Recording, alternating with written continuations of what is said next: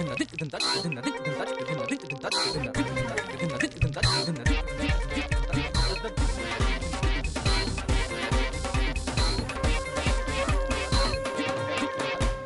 علیکم خواتین و حضرات، آپ کا حسب حال لے کر حاضر ہے میزبان جنید سلیم. شو میں میرا ساتھ دے رہی ہے ناجیہ بیگ اور ہم سب کو بہت عزیزی. السلام علیکم. السلام علیکم خواتین و حضرات. جیسا کہ پچھلی دفعہ بھی میں نے آپ کو بتایا تھا کہ یہ سیاسی ہفتہ چل رہا ہے اور تڑا تڑ جلوس جلسے جو ہیں وہ منعقد کیے جا رہے ہیں. آپ کے سامنے یہ جو نون لیگ کا جلسہ ہوا ہے اور عمران خان کا جلسہ ہوا ہے اور جو ایم کیو ایم کی ریلیاں ہوئی ہیں، اس میں آپ نے دیکھا کہ نون لیگ کے دفاتر کو سندھ میں آگے لگائی گئی ہے اور ادھر تحریک انصاف کے دفتر پہ فائرنگ ہوئی ہے. اور عوام کو یہ بار بار کہا جا رہا ہے کہ جمہوریت کو بچانا ہے، جمہوریت کے لیے کوڑا کوٹ پرنا ہے، جمہوریت بچا لو. بس بالکل سڑکوں پہ نکلو، صرف جمہوریت بچ گئی تو ہر چیز بچ جائے گی. میں آج اپنے دانشور صاحب سے یہ پوچھوں گا کہ کیا یہی جمہوریت ہے کہ ایک دوسرے کے دفتروں کو آگے لگائی جائے اور فائرنگیں کی جائیں؟ تمہیں کس نے کہا کہ یہ جمہوریت ہے؟ یہ 3.5 سال سے پٹیدوں میں یہی پڑھا رہے ہیں کہ جمہوریت بچا لو، یہی جمہوریت ہے.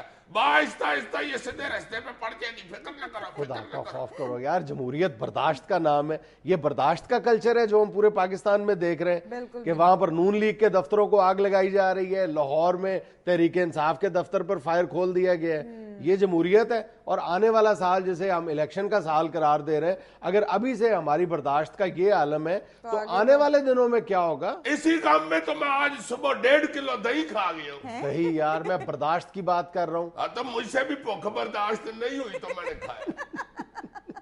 ویسے میں بہت سنجیدگی کے ساتھ اس مسئلے پر بات کرنا چاہ رہا ہوں کہ یہ جو ہمارے ہاں سیاست میں بڑھتا ہوا یہ جو عدم برداشت کا کلچر ہے نا، یہ نو گو ایریاز کو جنم دیتا ہے. اور نو گو ایریاز کا جو کلچر ہے یہ ان ون وے اور the other state with in the state کا جو کلچر ہے، جو ایک کانسیپٹ ہے، اس کو جنم دیتا ہے. دوسرے لفظوں میں ریاست کے تصور کو یہ کمزور کر رہا ہے. لو، میں نے دفتروں کو آگ اور فائرنگ کی بات کی ہے، اس نے ریاستوں میں ریاستیں بنانی شروع کر دی ہیں. وہ جیسے انور مسعود صاحب نے نہیں کہا ہوا بڑ بڑ بولنا ہے، بڑا بڑ بولیا سبزیاں تو جا تو سیاستہ نو بولے. اچھا، میں تمہیں سمجھانے کی کوشش کرتا ہوں. سیدھی سی بات ہے، اگر ایک گھر میں 4 بھائی رہ رہے ہیں 4 مختلف کمروں میں، وہ ایک دوسرے پر یہ پابندی عائد کر دیتے ہیں کہ تم نے میرے کمرے میں داخل نہیں ہونا، ٹی وی لاؤنج کا یہ حصہ تمہارا ہے، یہ حصہ میرا ہے، تو کیا وہ گھر پھر ایک گھر رہ سکتا ہے؟ پھر وہ 4 گھر بن جاتے ہیں نا. سیدھی بات ہے. جب ڈپارٹمنٹ بن جائیں گے اس کے وہ ڈیوائیڈ ہو جائے گا تو سیدھی سی بات ہے. اسی طرح کہ اگر کوئی ایک سیاسی جماعت یہ قرار دے دے کہ پنجاب میرا ہے، یہاں پر کوئی دوسری سیاسی جماعت جلسہ نہیں کر سکتی، کراچی میں ایک سیاسی جماعت کہہ دے کہ یہاں پر پنجاب سے کوئی آ کے جلسہ نہیں کر سکتا، پختونخوا یا بلوچستان میں کوئی اور سیاسی جماعت یا قوم پرست یہ دعویٰ کر دے کہ یہاں پر دوسرے صوبے سے آ کر کوئی جلسہ نہیں کر سکتا، کوئی پولیٹیکل ایکٹیویٹی نہیں کر سکتا، تو پھر یہ ریاست تو نہ رہی نا. اللہ کا شکر کرو مجھے سمجھ آ گئی ہے، ورنہ جتنا میں نے دہی کھایا ہوا تھا نا میری سویر کی ماتم وجی. میں اسی لیے کہتا ہوں کہ دنیا میں ہر جو جاگتی ہوئی قوم ہے، حکومت ہے، وہ اس بات پر بہت گہری نظر رکھتی ہے اور یہ جو نو گو ایریاز کی پالیٹکس ہے اس کو وہ ملک توڑنے کے مترادف سمجھتی ہے. تم یہ دیکھو، برطانیہ میں جو ایک متنازع عیسائی رہنما ہے مائیکل نذیر علی، ہم پہلے بھی ایک شو میں ان کا ذکر کر چکے ہیں. بہت زیادہ وہ عجیب و غریب بیانات اور فلسفی کے حامل شخصیت ہیں. انہوں نے کچھ عرصہ پہلے ایک بیان داغا تھا، ایک مضمون لکھا تھا بلکہ، جس میں انہوں نے کہا تھا کہ برطانیہ میں مسلمان نو گو ایریاز بنا رہے ہیں اور الٹیمیٹلی یہ برطانیہ کے اندر الگ ریاست کا اعلان کر دیں گے. اس بات پر وہاں کے مسلمانوں نے اس شرارت کو بر وقت سمجھا تھا اور اس کو بہت پرومپٹلی اور بہت سٹرونگلی چیلنج کیا تھا اس سٹیٹمنٹ کو. انہوں نے مائیکل نذیر علی صاحب نے یعنی ایک بڑے عجیب و غریب بات کو بنیاد بنایا تھا. انہوں نے کہا تھا کہ انہوں نے اپنی بعض مساجد میں اور ایک ہاسٹل نما بلڈنگ میں یہ لکھ کے لگایا ہوا ہے کہ یہاں پر غیر متعلقہ افراد کا داخلہ منع ہے، یہاں پر سگریٹ نوشی منع ہے اور نشے کی حالت میں یہاں پر داخل ہونا منع ہے. ان 3 باتوں کو بنیاد بنا کر مائیکل نذیر علی صاحب نے لکھ دیا تھا کہ یہ مسلمان نو گو ایریاز بنا رہے ہیں. اور یہی میں کہہ رہا ہوں کہ ان مسلمانوں نے بہت اس شرارت کو یا اس سازش کو بر وقت سمجھا تھا اور اس کو چیلنج کیا تھا. لو جی اب مجھے سمجھ آئیے کہ میرے ساتھ کیا ظلم ہو رہا ہے. یہ جو جہاں تم نے نو گو ایریاز بنائے ہوئے ہیں اس کو کون آ کے چیک کرے گا؟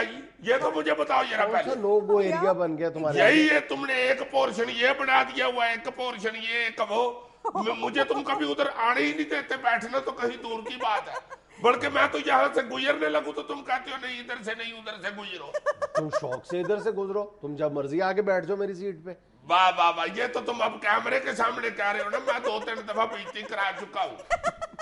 یہ تم نے بھی تو ادھر نو گو ایریا ہی بنائے ہوئے نا, یہ تم حسب حال کی ریاست کے اندر ریاست بنا کے بیٹھے ہو.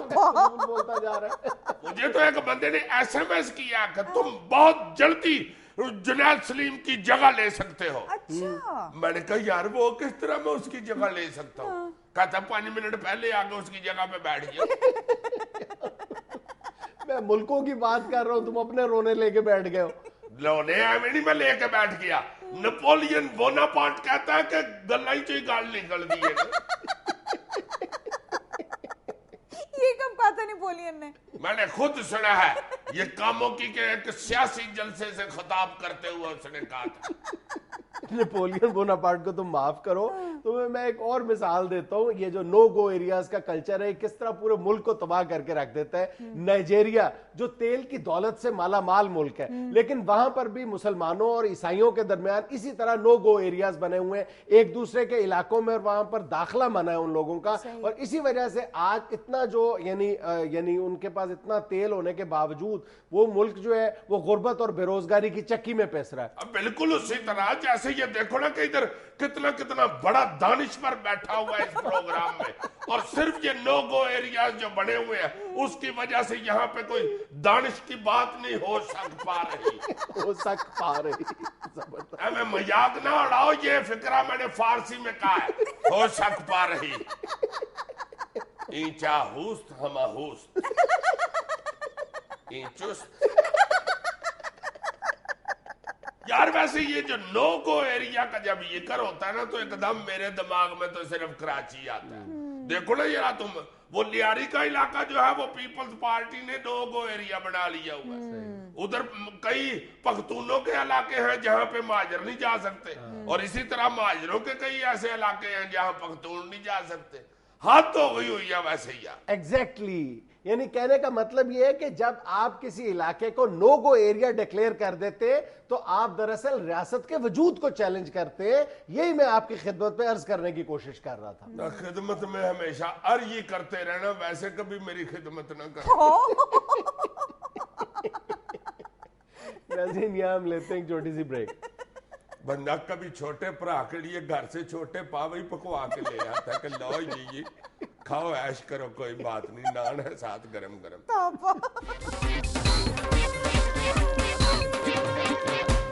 پی آئی اے نے اندرون ملک کرایوں میں اضافہ کر دیا, 12 سستی کلاسز ختم. یہ تو بہت اچھا کیا پی آئی اے نے. کرائے بڑھ گئے. ہاں تو ٹھیک کیا ہے نا.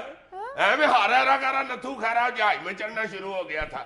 یہ پاکستان انٹرنیشنل ایئر لائن ہے پی آئی اے, یہ کوئی بڑا اشتہارہ نہیں ہے. اتنا برا لگنے لگ گیا تھا ساتھ والی کرسی وزیر کی, اور اس کے ساتھ ریڈی میڈ کا مال لینے جا رہا ہے بھائی. اور پھر یہ جہاز ہے یہ ہوا میں اڑتا ہے, ہوا میں.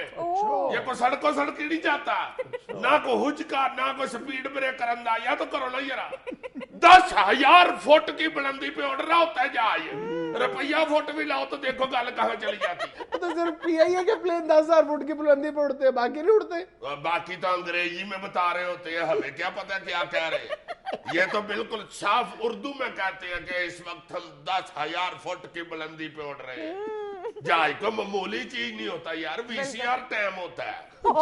اس میں دیکھو تو صحیح ٹی وی لگا ہوتا ہے, فلمیں چل رہی ہوتی ہیں. اوپر سے یہ تو دیکھو کہ اے سی بھی اس میں لگا ہوتا ہے, کھڑکی کھولنے کی بھی ضرورت نہیں پڑتی کہ ہوا ٹھنڈی باہر سے آئے. اوپر سے آپ اپنی سیٹ پہ بیٹھے بیٹھے ہمیں کوئی 8-10 تلیاں میں جاتے ہیں تو ایئر ہوسٹس آپ کے پاس آ جاتی ہے.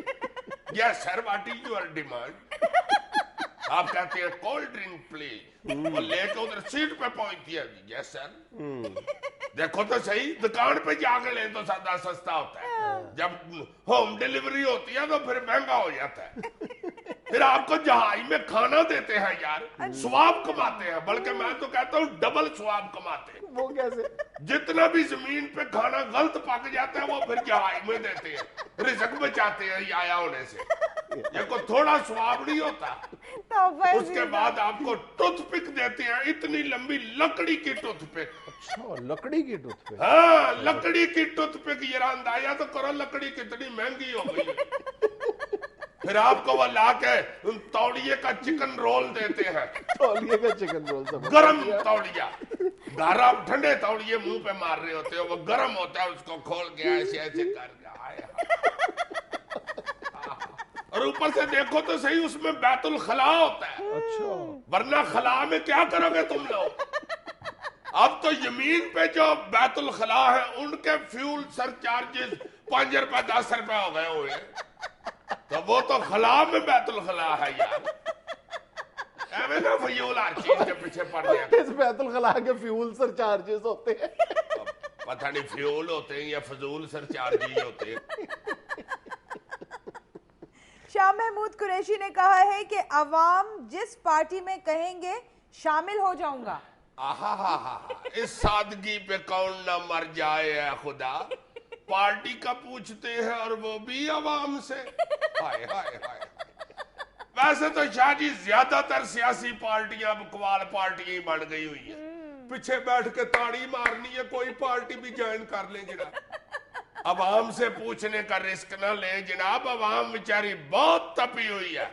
किसी फाल निकालने वाले तोते से पूछ ले। बल्कि अल्लाह का वास्ता है तोते से भी ना पूछे, भुखे तोते भी बहुत गुस्से में है। अब तो किसी तोते से पूछे ना मियां मिठू चूरी खानी हो, वो आगे से कहता है आप तीन सुखी नहीं लबन डई मैनू चूरी पूछन दी। अब तो कई तोतों को 6-6 महीने गुजर गए बैठ किए हुए।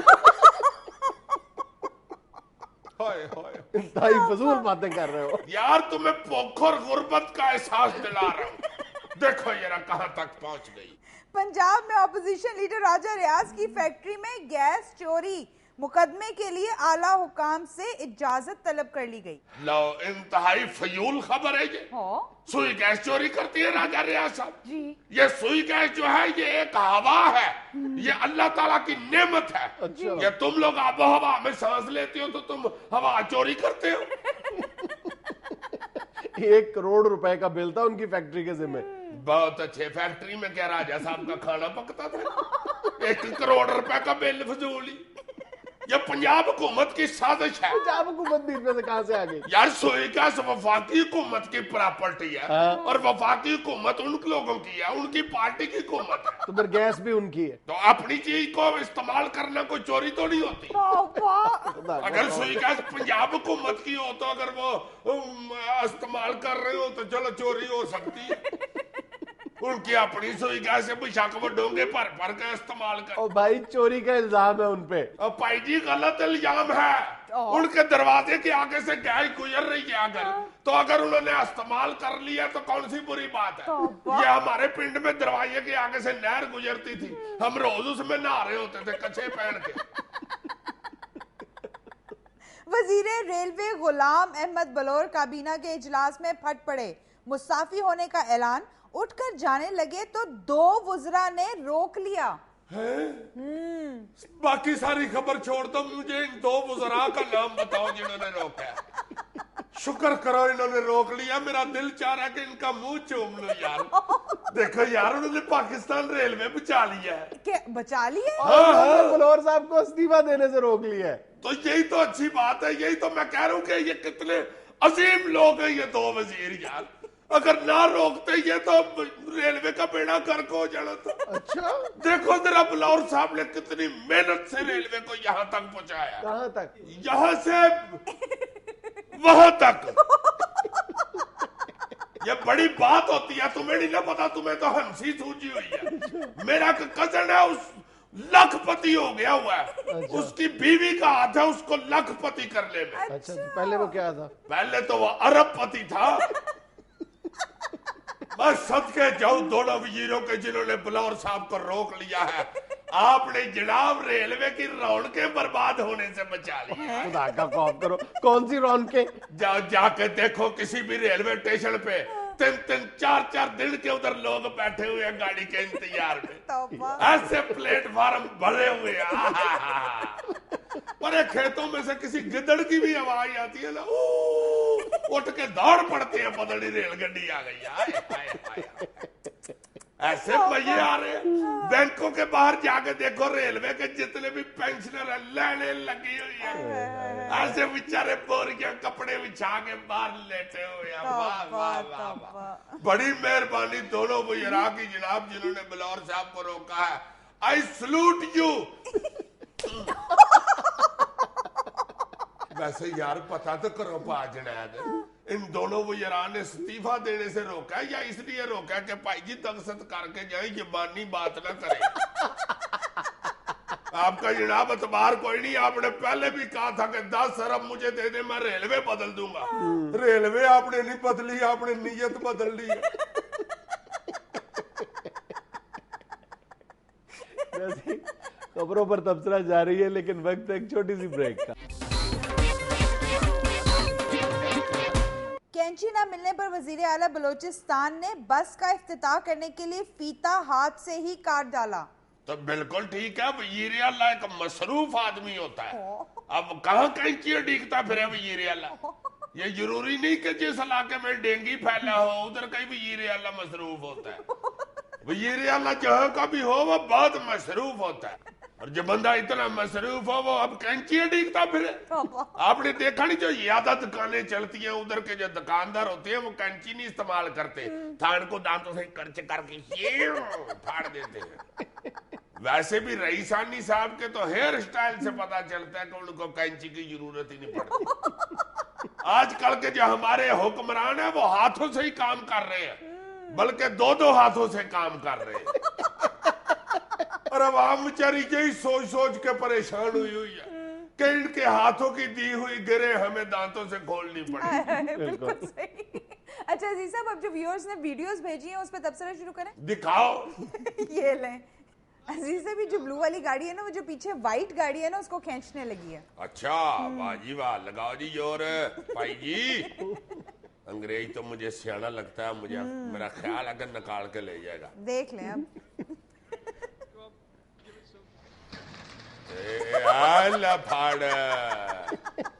शाबाश। लो जी, ये नीली गड्डी तो मुझे इस वक्त अमेरिका ही लगी है। अमेरिका भी जहां जाता है ना किसी मुल्क की आवाम को मुश्किलात से निकालने के लिए, बिल्कुल ये नीली गड्डी की तरह अमेरिका खुद तो निकल जाता है, पीछे से मुल्क चिट्टी गड्डी की तरह उधड़ जाता है। जबरदस्त।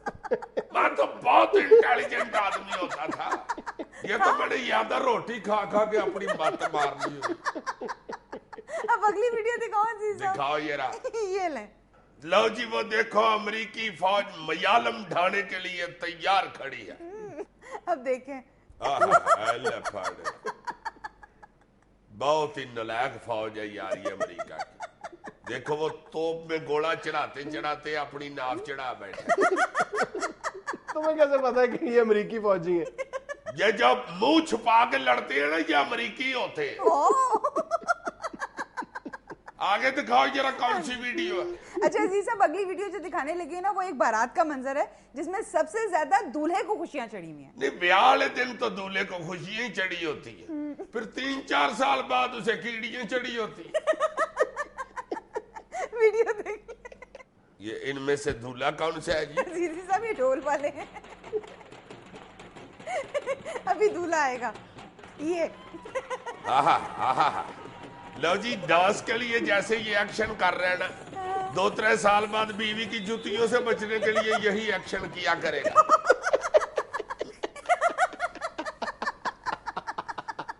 ये तो बेचारा कुछ भी नहीं नाच रहा, जो इसकी बेगम ने इसे नचाना है ना। हाय हाय हाय। 3 साल बाद इसने तिगनी का नाच नचना, और 6 साल बाद फिर छिगनी का नचेगा। अजीज साहब, अब आपको जो वीडियो दिखाने लगी हो ना, अब उसमें देखिएगा कि लड़ कौन रहा है और लड़ाई छुड़ा कौन रहा है। दिखाओ ये रहा कौन कौन लड़ रहे हैं। ये लें जी। वो खरगोश लड़ पड़े आप। हाँ जी। फड़। ओ मुर्गियां छिड़ाने आ गई। मेरा ख्याल है ये कोई इंस्पेक्टर मुर्गियां है। वो देखो कितना झाड़ रही है उससे, बदतमीज, शर्म नहीं आती। खबरदार अगर आइंदा लड़े तो, वरना 7 कुंजा लगा के हवालात में बंद कर दूंगी। अच्छा अजीज साहब ये बताइए लड़े किस बात पर है? ये तख्ते लाहौर का झगड़ा लगता है मुझे। अरे हुकूमत की लड़ाइयाँ हो रही है भाई जी, कुर्सी बड़ी चीज होती है। अच्छा अजीज साहब, सुर्ख मिर्च की कीमत में 7,500 रुपए मन का इजाफा।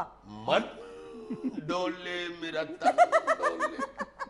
मिर्चें तो महंगी होनी थी, इस हफ्ते मिर्चें इस्तेमाल जो बड़ी हुई है, लगी बहुत है मिर्चें भाई जी। MQM को जुल्फकार मिर्जे की मिर्चें लगी है, पीपल्स पार्टी को नून लीग की मिर्चें लगी है, नून लीग को इमरान खान की मिर्चें लगी है, और अवाम को इन सब की मिर्चें लग गई। बड़ी मिर्च लगी है भाई। अवाम को तो खैर रद्द पौने घंटे बाद कोई ना कोई मिर्चें लग जाती। कभी पेट्रोल की कीमत की मिर्चें, कभी गैस की कीमत की मिर्चें, कभी सब्जी महंगी होने की मिर्चें, कभी फ्रूट महंगा होने की मिर्चें, और आजकल फिर बकरे महंगे होने की मिर्चें। अब तो आवाम बेचारी गाती फिरती है, आई आई मिर्ची, उई उई मिर्ची। गुर्बत और बदहाली के हवाले से पाकिस्तान दुनिया के 110 मुल्कों की फहरिस्त में 4थे नंबर पर आ गया। अस्तगफिरुल्लाह, यार इससे ज्यादा अफसोसनाक बात क्या हो सकती है? क्या अफसोसनाक बात जी? यार गुर्बत के हवाले से सिर्फ 3 मुल्क हमसे ऊपर हैं। वो तो यार हमें काले ना पड़ जाया करो। एक तो तुम्हारी पाकिस्तानी अवाम में काली बहुत है, तेजी बहुत है। आहिस्ता आहिस्ता यार जरा सब्र से काम लो भी। 3.5 साल हुए हुकूमत को, अभी 1.5 साल पड़ा हुआ है, 4थे नंबर पे आ गया ना। बाकी 3 तो सारे नंबर रह गए। सब्र करो, पहले नंबर पे ही आएगा। ब्राउन मेडल तो ले लिया उन्होंने, गोल्ड मेडल भी ले लेंगे। अभी 1.5 साल पड़ा हुआ, बाकी रह क्या गया है? गोगलू और चने की दाल ही रह गई है। ये 2 चीजें जरा सी सॉल्ट पा दो बस फिर तुम देखो फर्स्ट पोजीशन हमारी वाट में पड़ी हुई है। तो भला किस पोजीशन की बात हो रही है? गुर्बत की बात हो रही है।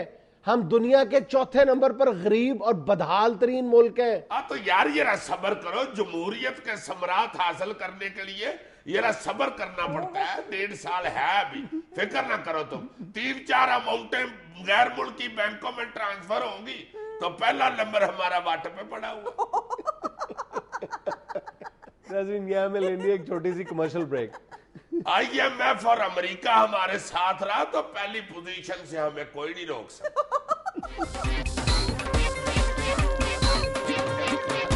यार जुनैद, पिछले दिनों मैं एक बारात के साथ गया हूँ सियालकोट। एक दफा तो तुम भी बारात लेके गए हो ना सियालकोट, और मैंने सुना कि तुम्हारे वालिद साहब मरहूम भी बारात लेके सियालकोट ही गए। हाँ सर, मेरा ननिहाल और ससुराल दोनों सियालकोट है। अच्छा। बड़ी खुशी हुई है, बड़ी खुशी हुई है। मगर एक वार्निंग मैं तुम्हें दे दूं, अब अपने बेटे रायद की बारात लेके सियालकोट न चले जाना, क्योंकि सियालकोट रोड जो है वो अगले 40 साल तक अब नहीं बनना। हाँ, क्यों? क्योंकि मैंने देखा कि मेरा ख्याल है उधर एक एक गीटा पकड़ के रख रहे हैं। नहीं वाकई बहुत बुरा हाल है।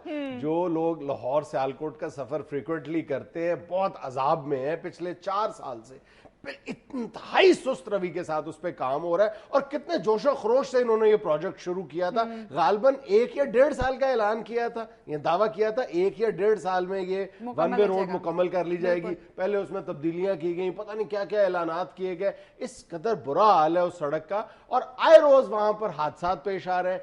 यही मैं कहने लगा हूं कि तुम बुरा हाल कहते हो, हौलनाक हालत हो गई हुई है यार। इतने एक्सीडेंट उधर होते हैं, किसी जगह इन्होंने को बोर्ड शोर्ड नहीं लगाया हुआ कि जनाब हम 7-8 साल और अभी लगाएंगे, यहां से गाड़ी स्लो कर ले, आगे सड़क बन रही है। यार तुम एक बात का मुझे जवाब दो, ये जो सियालकोट के जो नून लीग के लीडर्स हैं, इनको ये सड़क नजर नहीं आती, या ये सड़क से उड़ के ऊपर से चले जाते हैं? सड़क ये इस्तेमाल नहीं करते ये? यार असल में ख्वाजा आसिफ साहब लाहौर से सियालकोट का जो सफर है ये बाई शिप करते हैं, समुद्र के जरिए जाते हैं। जिस दिन वो बाई रोड गए उनकी नजर पड़ जाएगी, तुम फिक्र न करो। सियालकोट और गुजरांवाला के दरमियान समंदर है। हाँ समुद्र है, आजकल खुश्क हुआ हुआ। तो ये जो वरना तो ख्वाजा आसिफ साहब तुम्हें पता बड़े सख्त तबीयत के बंदे हैं। وہ تو ہر شو میں بیٹھ کے دوسروں پہ بڑی تنقید کرتے ہیں کہ کرپشن بڑی ود گئی ہے گی تے اے جڑا ملک ہے نا 3 سال تے بالکل برباد ہی ہو گیا ہے گا تے سیالکوٹ روڈ تے ہن اسی بنا ہی دینا ہے گا نہیں ویسے میں یہ سمجھتا ہوں کہ یہ ان علاقوں کے جو رائے دہندگان ہیں ووٹرز ہیں ان کا یہ فرض بنتا ہے کہ آنے والے الیکشن میں یا اس سے پہلے اپنے منتخب نمائندوں کا صرف اس ایک سڑک کے حوالے سے احتساب کریں ان سے پوچھیں کہ کون اس کی تعمیر میں اتنی جو سست روی ہے اس میں جو غفلت برتی جا رہی ہے کون اس کا مرتکب ہے کون اس کا ذمہ دار ہے. تم یہ اندازہ کرو کہ کوئی سڑک بنانے کے لیے فٹافٹ یہ شور مچاتے ہیں اور دلوں میں اس کو اکھیڑ کے رکھ دیتے ہیں اور بعد میں اسے پر کرنے کے لیے سال ہا سال لگے رہتے ہیں. ان کو اس بات کا احساس نہیں ہوتا کہ پورے جو شہر میں لاکھوں لوگ بس رہے ہیں ان کا کیا حشر ہوا ان کو کتنی سخت تکلیف ہو رہی. اب تم دیکھو نا یہ پنجاب گورنمنٹ بنا رہی ہے یہ شہباز شریف صاحب کا اور خواجہ آصف صاحب جو اس شہر کے لیڈر ہیں ان کا یہ کام ہے نا کہ اس کو دیکھیں کہ بھائی کس وجہ سے یہ لیٹ ہوئی. اب باتیں عجیب عجیب پھیل رہی ہوتی ہیں جی کہ ٹھیکیدار کو پیمنٹ نہیں ہو رہی پیچھے سے بجٹ نہیں آ رہا. یار اس طرح کی پرابلم آپ پہلے دیکھو. اگر آپ کے پاس بجٹ نہیں ہے یا ٹھیکیدار کو دینے کے لیے پیسے نہیں ہیں تو آپ اس کو کھیڑے ہی نا وہ جو ٹوٹی بھجی ہے اس پہ لوگ سفر کر رہے ہیں کرتے رہے. یہ دیکھو کہ یہ سلوک اس شہر کے لوگوں سے روا رکھا جا رہا ہے جن لوگوں نے اپنی جیب سے سٹی پیکج کے تحت پورے شہر کی سڑکیں نئی تعمیر کی تھیں. اور ایک جو سڑک بیچاری ان کے نصیب میں ہے جو گورنمنٹ کے ذمہ ہے وہی نہیں بن رہی. اچھا ویسے یہ معاملہ صرف سیالکوٹ تک محدود نہیں ہے. لاہور میں کتنے جوش و خروش کے ساتھ کتنے دھوم دھڑکے کے ساتھ انہوں نے یہ سڑک شروع کی تھی کینال روڈ. بالکل شروع میں بہت تیز رفتاری کے ساتھ کام ہوا تھا. پچھلے 2-3 ہفتوں میں دیکھ رہا ہوں کہ انتہائی سست رفتاری کے ساتھ وہاں پر کام ہو رہا ہے لیکن اتنا ضرور ہے کہ ٹریفک میں خلل نہیں پیدا ہو دے رہے. یار یہ گجرانوالہ میں خیالی بائی پاس میں پل بن رہا ہے. میرا خیال ہے میں اس وقت تیسری جماعت میں پڑھتا تھا جب شروع ہوا 1930 کے لگ بھگ. حد ہو گئی ہے یار میں چند سال پہلے کی بات کر رہا ہوں. سیم ہند سے پہلے کی بات کر رہا ہوں. اب بندہ اپنا کیا رونا روئے. اچھا چلیں آپ بات بتائیں. کئی سال سے وہ بند پڑا ہوا اور پتہ ہی نہیں کس وجہ سے اس کی تعمیر بند ہو گئی ہوئی ہے. اور خرم دستگیر خان صاحب بھی ہمارے شہر کے لیڈر صاحب سارے ٹاک شوز میں بیٹھ کے انگریزی اردو مکس کر کے تو تقریر کر رہے ہوتے ہیں اور اپنے شہر کے پل کے سپیلنگ بیچارے کھل رہے ہوتے. اسی لیے لوگ یہ کہنے پر یا سمجھنے پر مجبور ہے نا کہ یہ جتنے بھی ترقیاتی کام ہیں بہت تیزی کے ساتھ بہت جوش و خروش کے ساتھ شروع کیے گئے لیکن مکمل ہونے میں نہیں آ رہے. وہ صرف ان کا مقصد جو تھا وہ الیکشن ایئر آنے والا ہے اس کے پیش نظر یہ ترقیاتی کام کیے گئے تھے تاکہ عوام کو یہ تاثر دیا جا سکے کہ ہم ترقیاتی کاموں میں پچھلی حکومت سے کسی طرح پیچھے نہیں ہیں. یہ لاہور کی سڑکیں بڑی جلدی بن جاتی ہیں کیونکہ شہباز شریف کا کوئی پتہ نہیں ہوتا کس وقت وہ گڈی نکال کے دورہ کرنا شروع کر دیتے ہیں. دوسرے شہروں میں تو چونکہ نہ ان کا آنا جانا ہوتا ہے اور نہ ادھر کے لیڈر صاحبان آگے بتاتے ہیں کہ ہمارے ساتھ ادھر عوام کے ساتھ کیا ہو رہی ہے. وہ اسی طرح سال ہر سال سے پڑی ہوئی ہیں اس طرح کی سڑکیں اور منصوبے. ہم نے اپنے ایک شو میں ذکر ایک دفعہ کیا تھا کہ لاہور ملتان روڈ پر مانگا منڈی کے قریب صرف 1.5 یا 2 کلومیٹر ایک سڑک کا ٹکڑا ہے جس کی تعمیر میں 3-3.5 سال لگے تھے اور اس دوران 9 انسانی جانیں ضائع ہوئی تھی وہاں پہ. اور تمہیں ایک مزے کی بات بتاؤ. نہیں خیر مزے کی تو نہیں بہت بدمزگی والی بات ہے کہ سڑک کی تعمیر شروع ہوتی ہے نا جی تو ادھر ٹول پلازا بنا کے بیٹھ جاتے ہیں وہ بڑی ساری کھڑکی ادھر پیسے وصول کرنے شروع کر دیتے ہیں اور سڑک بیچاری تعمیر ہوتے کئی سال گزر جاتے ہیں اور عوام بیچاری اتنی معصوم اور بالکل یلب للڑ ہے کہ اس کو یہی نہیں پتا کہ کس سے پوچھ لیں کہ بھائی جی یہ جو ٹول پلازا جو آپ نے دکانداری شروع کی ہے یہ تو کر لیا شروع مگر یہ سڑک کس کی ذمہ داری ہے یہ کس نے بنانی ہے ہم نے کس محکمے سے پوچھنا ہے کہ حضور کیوں لیٹ ہو رہا ہے کو پتہ ہی نہیں بیچارہ. یار بے شک سڑکوں کی جو تعمیر ہے وہ منتخب عوامی نمائندوں کا کام نہیں ہے لیکن کام کی رفتار پر نظر رکھنا تو ان کا کام ہے نا. یہ تو وہ کر سکتے ہیں نا. اور وزیر اعلیٰ کہاں جائے گا. یہ تو منتخب نمائندوں کا کام ہے کہ وہ ساری رپورٹ کریں اور وزیر اعلیٰ پر یا ان جو متعلقہ ادارے ہیں ان پر دباؤ ڈالیں. یہ دیکھو نا یار لاہور کا کلمہ چوک جا کے شہباز شریف نے ہر ہفتے صرف انگل ہلائی ہے جلدی بناؤ. ایسا تیئی بنا اتنی جلدی کیک نہیں بنتا بیکری میں جتنی جلدی پول بن گیا. ناظرین یہاں میں لینے ایک چھوٹی سی کمرشل بریک. اب شہباز شریف اللہ کرے سیالکوٹ روڈ پہ کھڑا ہو کے بھی کسی دن انگل ہلا دے زور سے.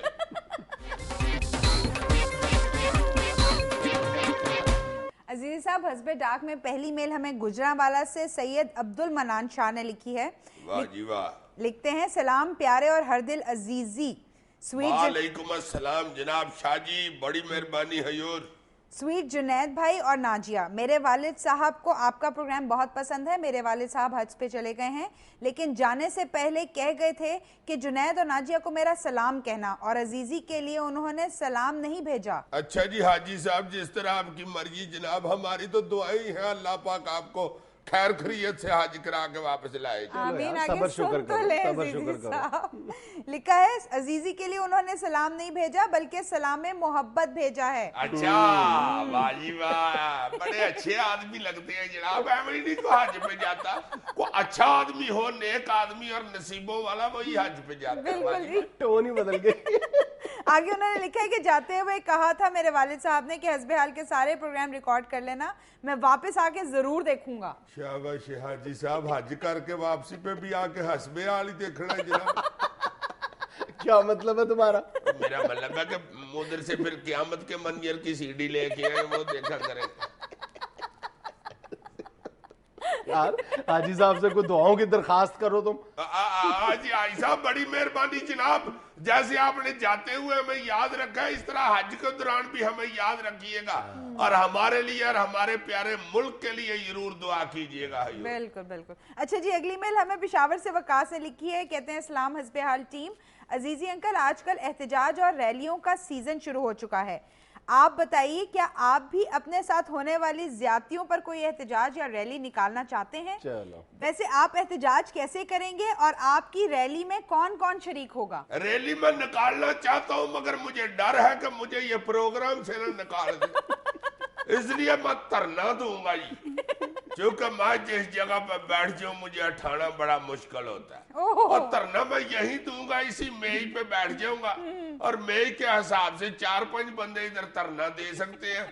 2 को बंदे तो मन गए हुए हैं, एक इधर का इलेक्ट्रीशियन और एक कैमरा मैन भी मेरे साथ मिल चुका है। क्योंकि वो बेचारा जो कैमरा मैन है ना, हमारा अली रिजवी, उसको भी बड़ी भूख लगती है। इस तरह के 2-3 ज्यादा रोटी खाने वाले बंदे मेरे साथ मिल गए तो धरना इस मेज पे होगा, देखना।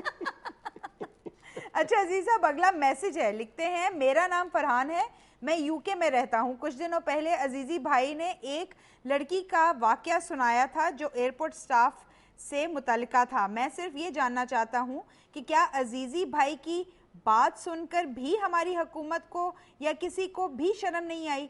आखिर कौन है जो इस बात पे एक्शन लेगा? कोई है भी या कोई भी नहीं है? कोई भी नहीं है, कोई भी नहीं है। अभी तक किसी महकमे ने उस केस के हवाले से हमसे कोई राब्ता नहीं किया। किसी महकमे ने, यानी एंटी नारकोटिक्स फोर्स का हमने जिक्र किया था ना, उसके किसी नुमाइंदे ने, किसी अहलकार ने हमसे नहीं पूछा कि हमें उस खातून का एड्रेस बताएं, हम उससे माजरत करना चाहते हैं, हम उससे वाकये की तफसीलात जानना चाहते हैं।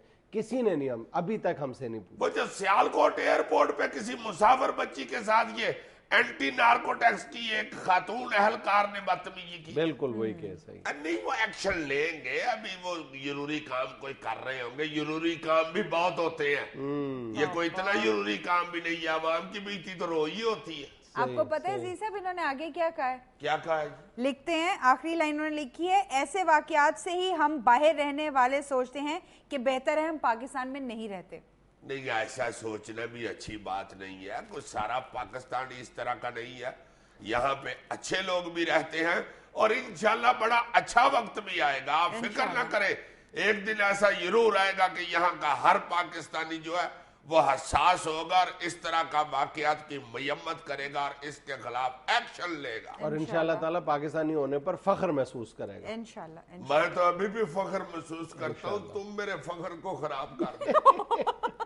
अच्छा जी, शाकिर कराची से लिखते हैं, मैं क्लास 8 का स्टूडेंट हूँ, अजीजी भाई से कुछ कहना चाहता हूँ। इधर देखो, ये रहा 8th क्लास का स्टूडेंट अजीजी भाई कह रहा है। अजीजी भाई, महंगाई के इस दौर में आप कुर्बानी करना चाह रहे होंगे। जी जनाब, और बहुत सख्त परेशान हूँ, आपको क्या बताऊं।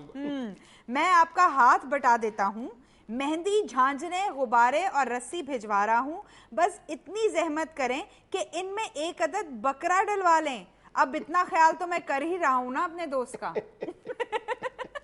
यार मैं अपने भाइयों को तकलीफ नहीं देता, आप मेहंदी, झांझरे, रस्सी इतनी चीजें ना भेजे, बल्कि यूं करते हैं कि मैं एक खल खरीद के आपको भेज देता हूं, आप उसमें मुझे बकरा डलवा के भेज दें।